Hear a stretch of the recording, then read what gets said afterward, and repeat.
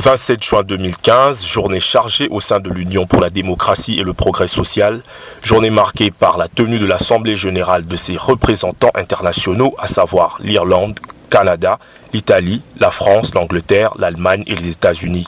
Au cours de cette séance, il était question de la préparation du 55e anniversaire de l'indépendance de la République démocratique du Congo et aussi de la réorganisation stratégique du parti par rapport aux élections de 2016.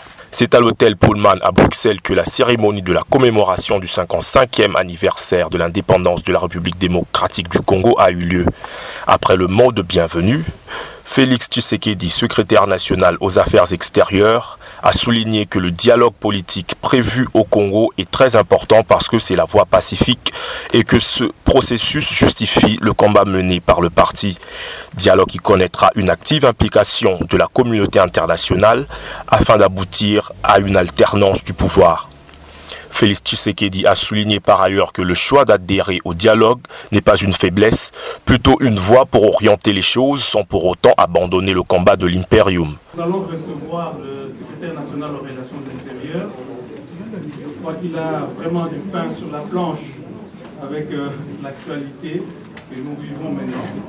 Il va essayer de nous donner un message du parti et surtout certainement répondre aux interrogations de nombre d'entre nous, des interrogations sur toutes les questions d'actualité, sur les enjeux politiques de l'heure de notre pays. M. Félix Tshisekedi, secrétaire national aux relations extérieures, pour ceux qui ne sont pas du parti, cela équivaut au patron de la diplomatie des UDS.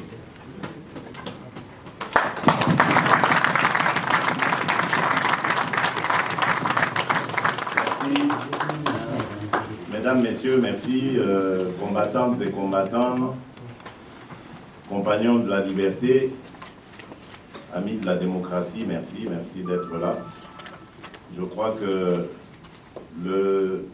Massanga Ndiamaka, qui est notre directeur de cabinet au département des relations extérieures, l'a un petit peu introduit ici. Donc je ne vais pas, au risque d'anticiper sur le message du chef que je ne connais pas, me lancer dans une pseudo-conférence débat ici, parce qu'il faut laisser la primeur du message au président, mais je pense, et je suis presque sûr d'ailleurs, qu'il va, ce message, porter sur les problèmes politiques de l'heure. Et le grand problème qui nous préoccupe, qui a été et qui est toujours d'ailleurs le sujet, un sérieux sujet de débat dans l'opinion publique congolaise, et on a même contaminé nos amis étrangers, c'est le problème du dialogue. Le dialogue dont on parle, pour vous restituer un peu, n'est pas une initiative de l'UDPS. Le dialogue est une idée ou une proposition venue de la communauté internationale après qu'il y ait eu ce que vous connaissez tous en février 2013, la signature de l'accord cadre. Et c'est de cette signature que sont nées 3 résolutions, la 2098, on va dire 2098 parce qu'on est en Belgique, la 2098 d'abord, la 2147 ensuite, et enfin la 2211 qui se fait de plus en plus précise sur la volonté par la communauté internationale de vouloir proposer un dialogue aux acteurs politiques congolais. Et parallèlement à ça, il y a eu une démarche entreprise par la communauté internationale, donc par l'ONU, qui a envoyé à un moment donné, l'année passée, ses représentants. On a eu à l'époque, aujourd'hui il y en a 2 qui ne sont plus là, il y a eu Madame Robinson, qui était la représentante spéciale du secrétaire général des Nations Unies dans les Grands Lacs. Il y a eu M. Russell Feingold, qui était le représentant spécial des États-Unis pour les Grands Lacs aussi. Ensuite, il y a eu M. Diarra, qui était à l'époque représentant spécial de l'Union africaine. J'ai appris aussi qu'il n'est plus là. et M. Vervaak, Koen Vervaak, qui était le représentant spécial de l'Union européenne aussi pour les Grands Lacs. Et enfin, il y avait M. Kobler, Martin Kobler, le représentant spécial du secrétaire général des Nations Unies en RDC.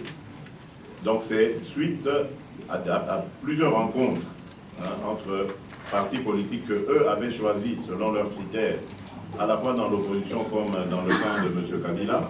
C'est suite donc à ces échanges qui est né, ou que s'est fortifié en tout cas, l'idée d'aller au dialogue.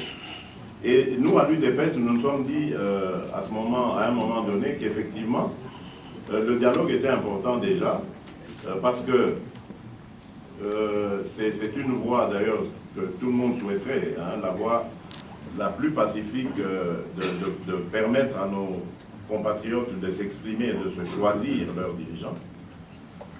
Mais c'est aussi et surtout un moyen de rectifier ce dont nous avons été victimes en 2011 et ce pourquoi nous sommes aujourd'hui en train de dire l'UDPS vaincra. C'est-à-dire les imperfections ou le processus biaisé, le processus électoral biaisé dans lequel nous avons pris part en 2011 et qui a donné les résultats que vous connaissez. Des résultats qui ont fait que quelqu'un qui n'a pas été élu, qui n'a pas été choisi par les Congolais, a pu, grâce au système électoral qui était, comme je l'ai dit, biaisé, a pu usurper de la victoire d'un autre, de celui que le peuple avait choisi, pour s'imposer envers et contre tout.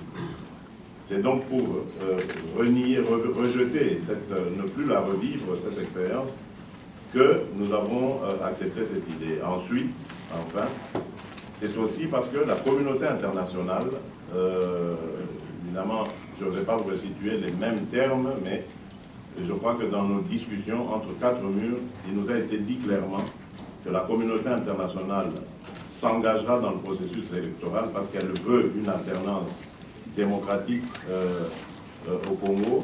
Elle mettra les moyens et les élections auront au minimum un taux de crédibilité de 80%.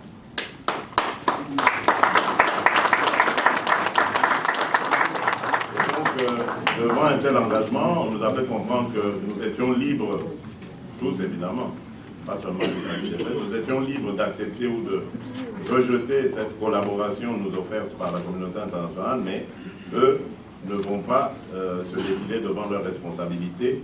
Ils vont accompagner le Congo, avec ceux qui le voudront, à un processus électoral crédible. Et donc, depuis lors, on a vu, de part et d'autre, et je crois que vous le savez aussi, vous l'avez vu, toutes ces pressions, toutes ces déclarations faites sur le dictateur et son système, afin qu'il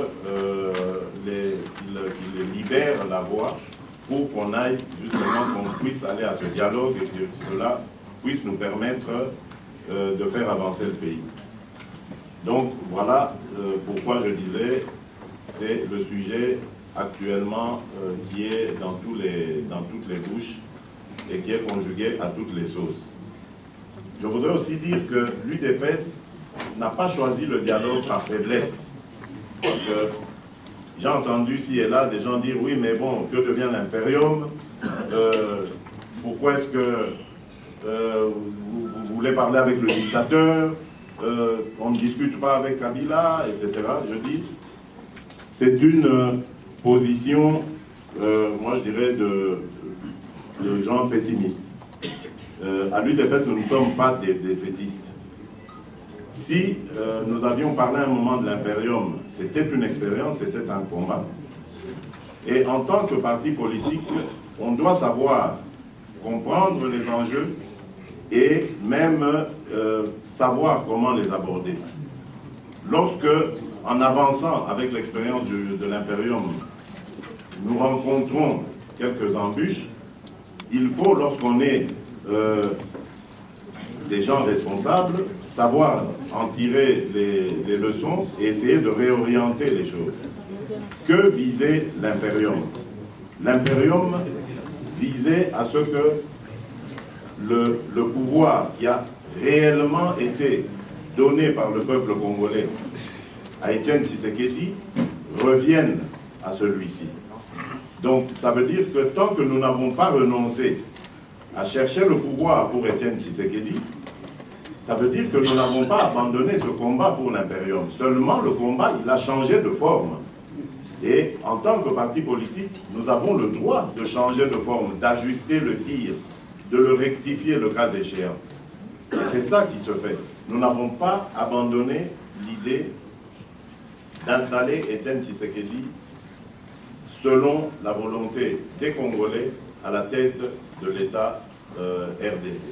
Ici, nous ne demandons pas à discuter en tête-à-tête avec M. Kabila.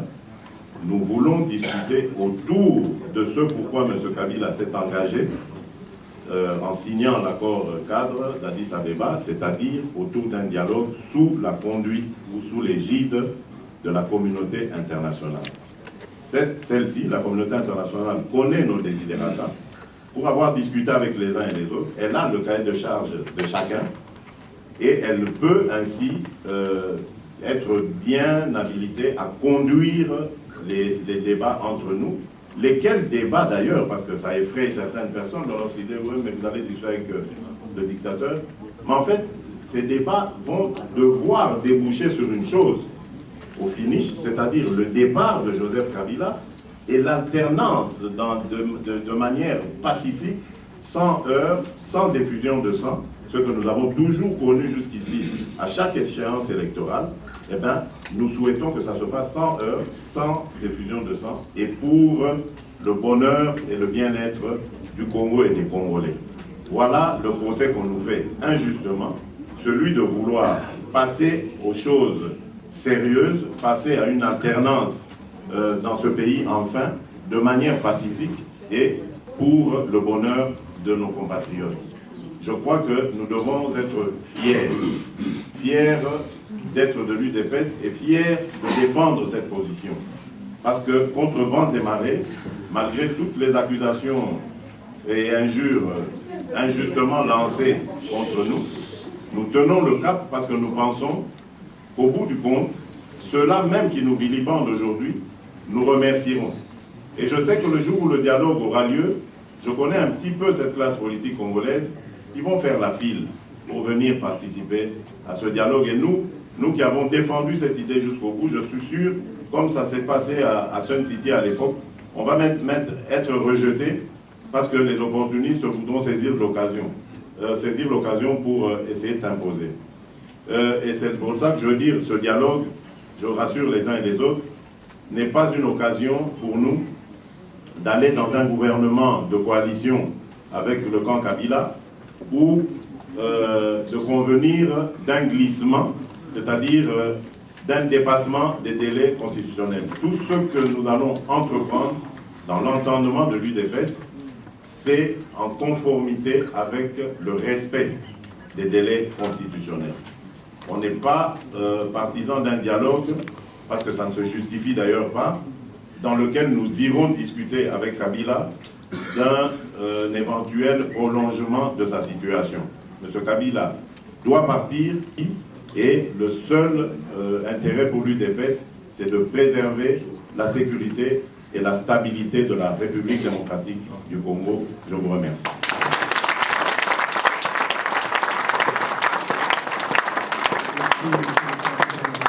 La jeunesse de l'UDPS, par le biais de sa présidente, a évoqué à travers un bref discours les actes de bravoure accomplis par le président national, parlant des dangers auxquels les jeunes de l'Union pour la démocratie et du progrès social ont été exposés au cours de l'histoire.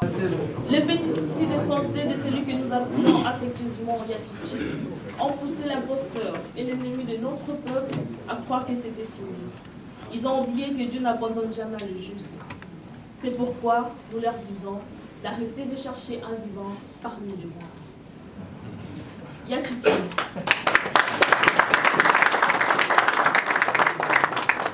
Yatiti.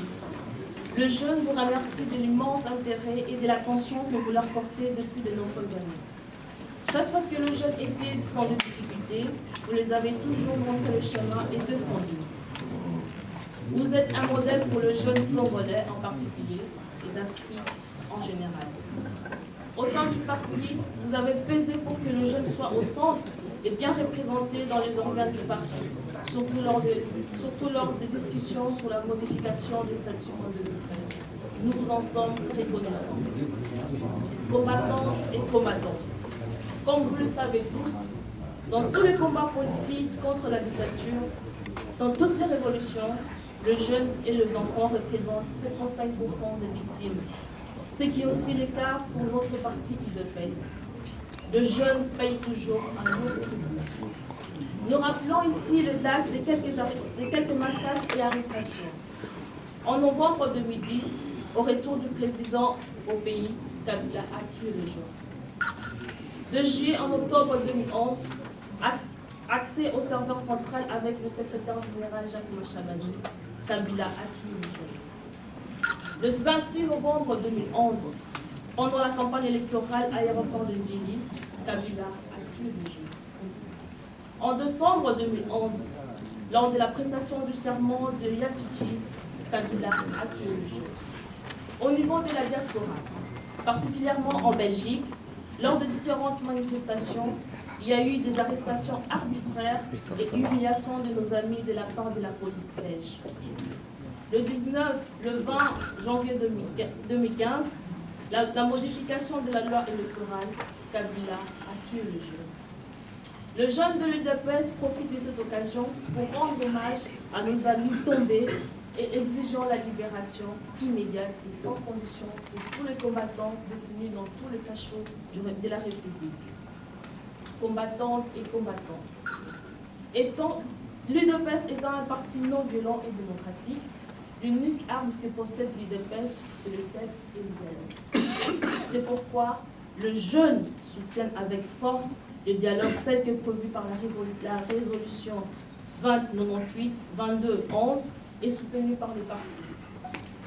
Ce dialogue mettra fin au régime singulier de M. Kabila et donnera un avenir meilleur à tous les jeunes de la République. Le dialogue n'est pas un aveu de faiblesse, mais un moyen pour obtenir le changement sans massacre.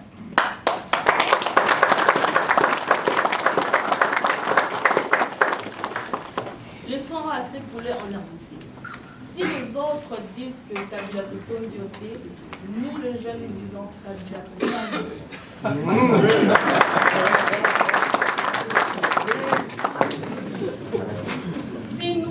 Si les autres disent que Kabila peut Dioté, nous les jeunes nous disons Kabila peut Saint-Zilou.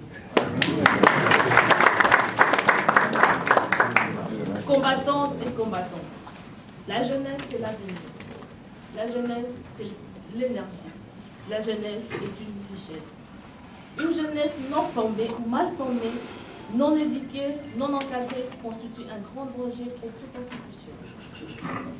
Les attentes de l'UDPS d'hier ne sont plus celles d'aujourd'hui. Le fonctionnement doit évoluer.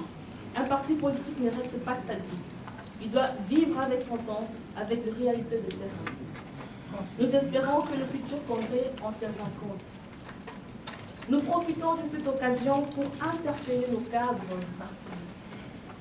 Les jeunes ne sont pas vos ennemis, mais les dirigeants de demain. Je répète, chers cadres, les jeunes ne sont pas vos ennemis, mais les dirigeants de demain. Donnez-nous le moyen pour une formation de qualité, l'accès aux nouvelles technologies, des moyens pour promouvoir la démocratie au sein du parti et en RDC. C'est ça aussi l'esprit de l'indépendance. Pour terminer, nous lançons un appel solennel à tous les jeunes à rester debout, de venir travailler avec nous pour la promotion des valeurs démocratiques et surtout mettre fin à ce régime qui est contre le bien-être de nos familles. Que Dieu bénisse la jeunesse congolaise, que Dieu bénisse l'UDPS et son président Etienne Tshisekedi, que Dieu bénisse la RDC. Bonne fête d'indépendance à tous. Viva! UDPS, viva! Viva! Viva! Viva! Tshisekedi président! 18h26. Entrée triomphale du leader charismatique, accueilli par la chanson Nzamba Ponio Osalelae, suivi de l'hymne national, ainsi que de l'hymne du parti cher à l'homme de Limete.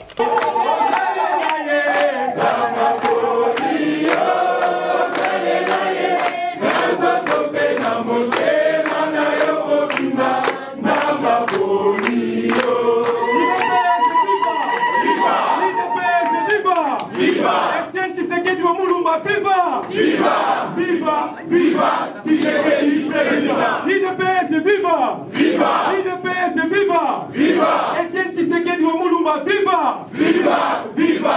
Viva! Tshisekedi, président! Merci beaucoup. Et vous, Congolais, unis par le sang, unis dans l'effort pour l'indépendance, son enfant, longtemps courbé, et pour le bon, prenons le plus bel élan, dans la paix au peuple ardent, par le labeur, nous bâtirons un pays plus beau qu'avant, dans la paix citoyenne.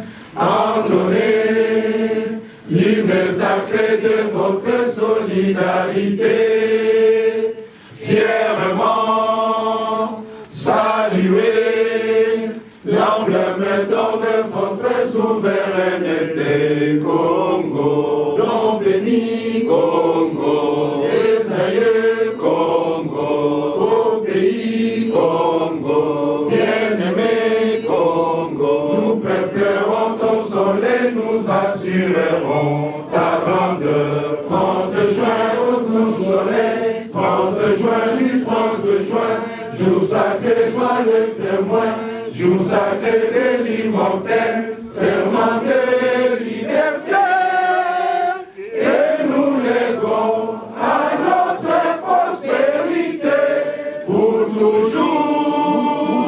Nous allons enchaîner directement avec l'hymne du parti. 1, 2. Union pour la démocratie et le progrès social. Notre parti du peuple, parti de la majorité. Union pour la démocratie et le progrès social.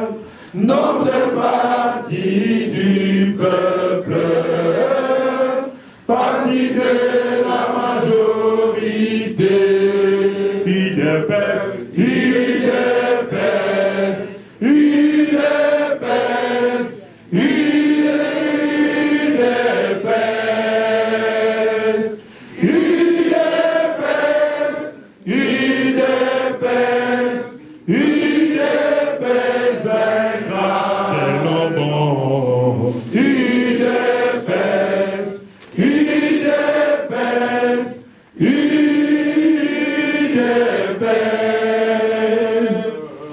UDPS, UDPS, UDPS vaincra.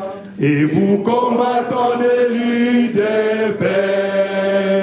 luttons pour la démocratie, la liberté, le pouvoir sont l'émanation du peuple. Et vous combattants de l'UDPS, luttons pour la démocratie, la liberté, le pouvoir sont l'émanation du peuple. UDPS, UDPS, UDPS, UDPS,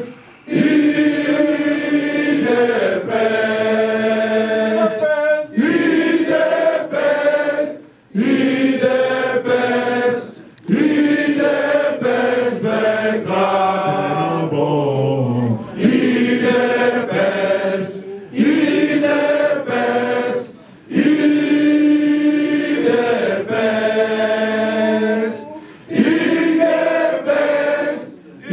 UDPS, UDPS vaincra. UDPS viva! Viva! UDPS viva! Viva! Tshisekedi Lumumba viva! Viva! Viva! Viva! Tshisekedi président! Merci beaucoup. Veuillez applaudir le président élu.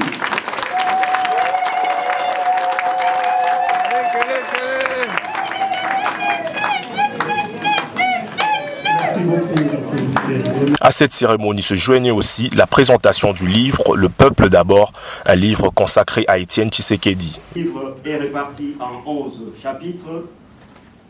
Le premier chapitre va parler ou parle des élections de 2011, des motivations et la détermination pour aller vers ces élections. Et le dernier chapitre, contrairement à ce que beaucoup d'éditeurs font, est consacré finalement à la biographie succincte du président Étienne Tshisekedi.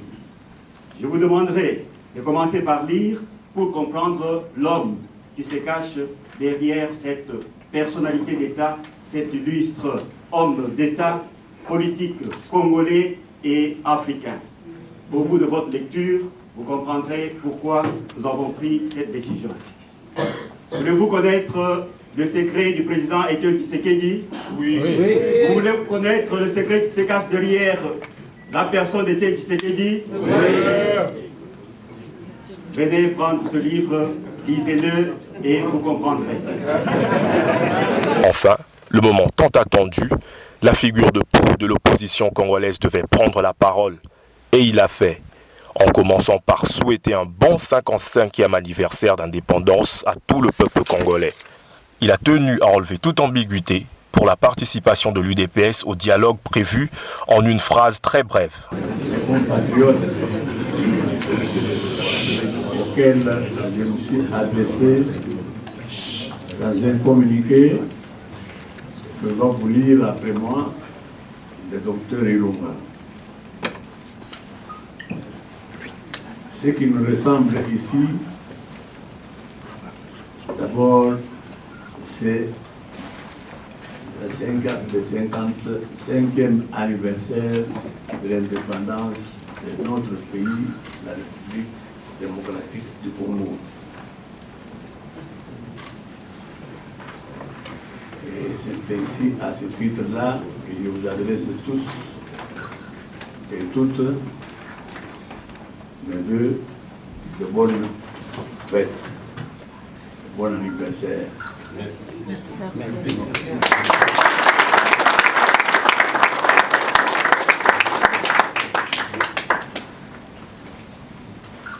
Je veux d'abord, avant de laisser la parole au docteur Ilunga,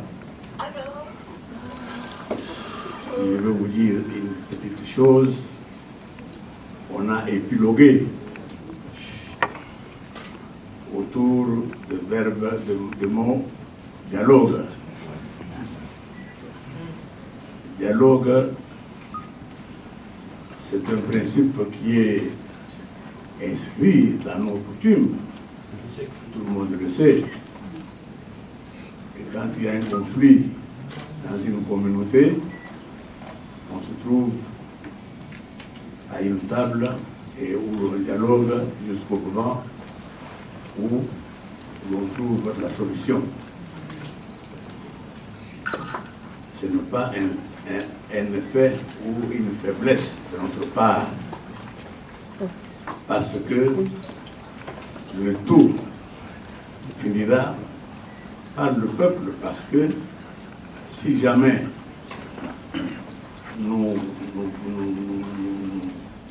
il y en a qui vont profiter de ce dialogue pour le retarder, pour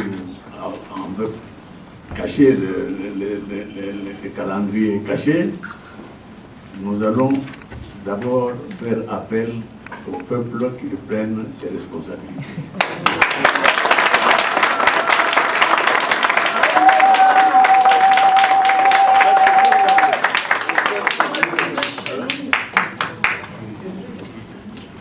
Docteur Ilunga, vous avez la parole. Le reste du speech du président national a été brillamment lu par le docteur Ilunga, dont les dernières lignes restent très interpellateurs pour le peuple congolais. D'abord pour vous signaler que le document sera distribué dans la salle. Il a été donc signé par le président. Donc je vais lire le message du président élu et président de l'UDPS, M. Étienne Tshisekedi Wamulumba, à la nation à l'occasion du 55e anniversaire de l'indépendance du Congo. Chers compatriotes, le 30 juin 1960, notre pays, la RDC, accédait à la souveraineté nationale et internationale dans l'allégresse et l'espérance de devenir le plus beau fleuron de l'Afrique libre. 55 ans après cette date historique, force est de constater que le cheminement du Congo se résume en une trame de rendez-vous manqués et des occasions perdues. Au lieu d'ériger un État de droit démocratique axé sur la bonne gouvernance en vue de réaliser une vraie justice, la sécurité physique et juridique, le progrès social et le bonheur de tous, les régimes qui se sont succédés ont privilégié l'incurie, l'enrichissement illicite au profit d'une minorité, plongeant la majorité de la population dans l'extrême pauvreté. Le combat que le président a mené et qu'il mène encore avec vous consiste à inverser la courbe des antivaleurs en vue de permettre à notre pays d'être réellement gouverné et de jouer son rôle naturel de locomotive de l'Afrique.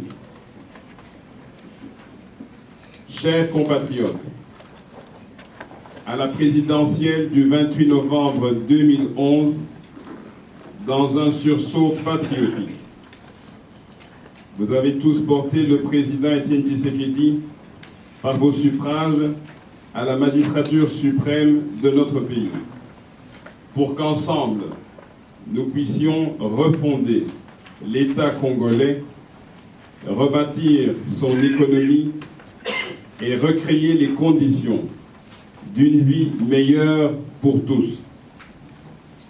Malheureusement, le président a été empêché de s'atteler à cette noble tâche. Il s'en est suivi la crise politique et de légitimité qui sévit aujourd'hui et qui continue de bloquer le fonctionnement normal de l'État congolais. Chers compatriotes, en décembre 2011, le président Tshisekedi a proposé le dialogue politique comme voie royale pour sortir de cette impasse. À l'instar des êtres humains, la culture du dialogue est inscrite dans l'ADN de notre pays. C'est donc une vieille tradition chez nous de régler les différends autour d'une table pour dégager un consensus qui permette à notre peuple de trouver la voie du salut.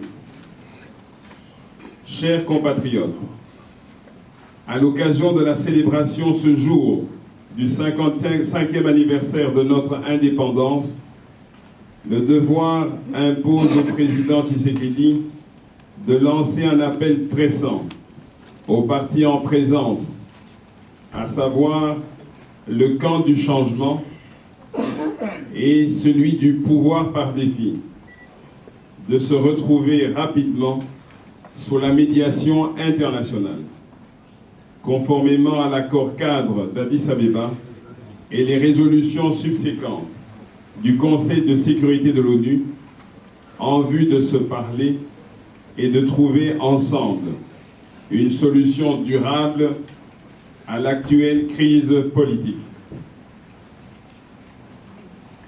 Cette solution passe par le règlement du contentieux électoral de 2011 et par la tenue d'un processus électoral consensuel dans le strict respect du délai constitutionnel. Nous aurons ainsi créé les conditions d'un avenir meilleur pour l'ensemble de notre peuple longtemps meurtri. Et si, de mauvaise foi ou en cas d'atermoiement funeste, le dialogue est encore retardé, le président Tshisekedi n'hésitera pas à s'en remettre à vous tous pour qu'ensemble, nous puissions nous approprier notre destin commun.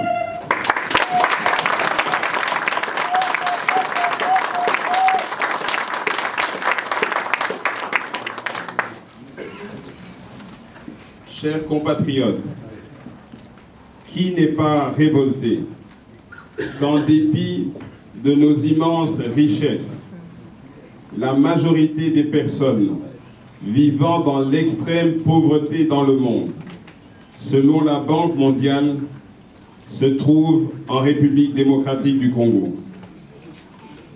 Dans l'espoir de voir notre peuple prendre un nouvel élan vers la normalité et le progrès social, le président Tshisekedi forme le vœu que ce 55e anniversaire soit le dernier que les Congolaises et Congolais fêtent dans la méditation, le dénuement, le désespoir et l'incertitude du lendemain. Que Dieu bénisse la République démocratique du Congo. Fait à Bruxelles le 27 juin 2015, signé Étienne Tshisekedi Wamulumba, président élu et président de l'UDPS.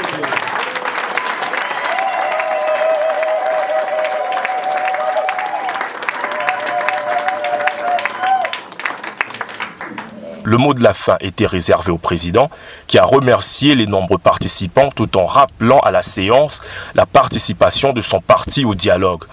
Avant que les portes de la salle de conférence de l'hôtel Pullman ne se referment, Yachichi a promis de revenir avec un autre discours une fois que le dialogue accoucherait d'une souris. La pensée de tout ce qui se passait depuis le 30 juin jusqu'ici,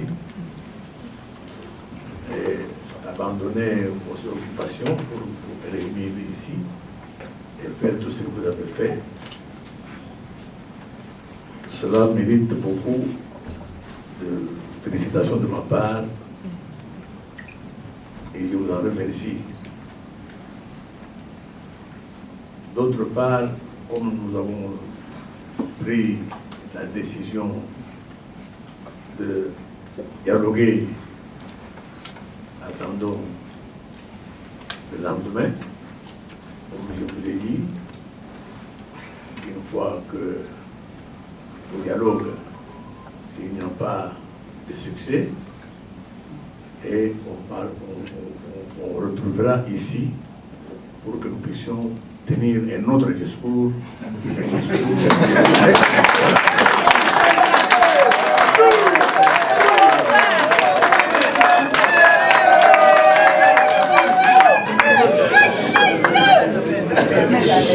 Merci beaucoup et Dieu bénisse la République démocratique du Congo.